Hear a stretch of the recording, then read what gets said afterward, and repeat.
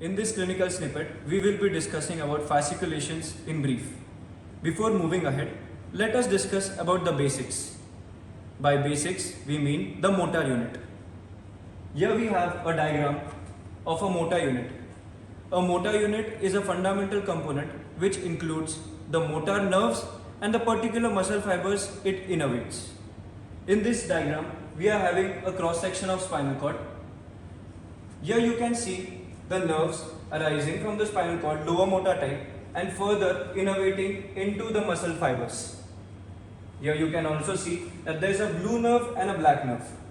The blue nerve further innervates into the two muscle fibers as shown in the diagram, while the black nerve innervates into the three muscle fibers as shown in the diagram. Why am I stressing on this? It's because if I stimulate this nerve, only these two muscle fibers will contract, while if I stimulate the black nerve, only the three muscle fibers will contract. This is in short the motor unit, which consists of the motor nerves and the particular and specific muscle fibers it innervates. Let us move ahead to discuss fasciculations. Fasciculations are fine, rapid, twitchy, vermicular or flickering muscle movement caused by contraction of a bundle of muscle fibers or a fasciculus of muscle fibers. A fasciculation can vary in size and intensity. Some fasciculations are so faint that it might only ripple the overlying skin surface, while some fasciculations are so coarse that it is impossible to overlook and easily visible to the naked eye. Fasciculations are rapid, irregular, inconstant movement of muscle fibers. While some fasciculations are easily felt by the patient and seen by the patient, there are cases in which some fasciculations the patient is unaware of his fasciculation. This is because of the presence of the overlying subcutaneous fat.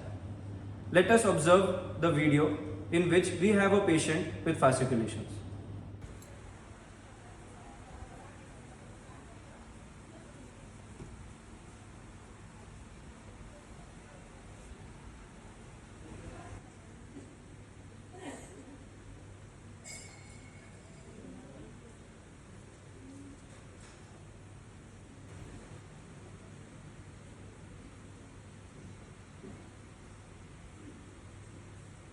As you saw in the video, there were abnormal flickering, twitchy, irregular, rapid and fine movements of muscle fibers in the patient's upper limb, pectoral region and the lower limb region. These were fasciculations. However, fasciculation is often confused with fibrillation. Fibrillation and fasciculation are also almost used as synonyms, but these are different in this case.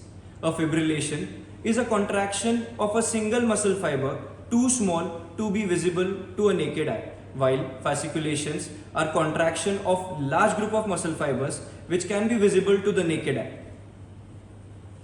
Moving ahead to further discuss another close entity of fasciculation, that is myokymia. On breaking down the word myo means muscle and chymia means wave in German. It is a waveform movement of a muscle. Myokymia is a spontaneous, involuntary, persistent and transiently occurring movements that affect few muscle bundles within a single muscle fiber. These movements are somewhat coarser, slower, undulating, that is worm-like, here the keyword is worm-like, and prolonged movements affecting a wider local area than fasciculation. Now let us observe a patient with myokymia in his right upper limb.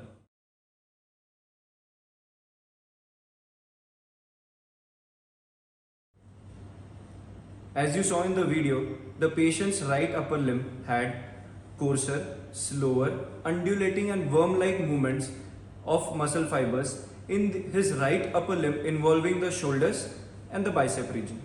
These movements are called as myokymia. Myokymia is also known as benign fasciculation.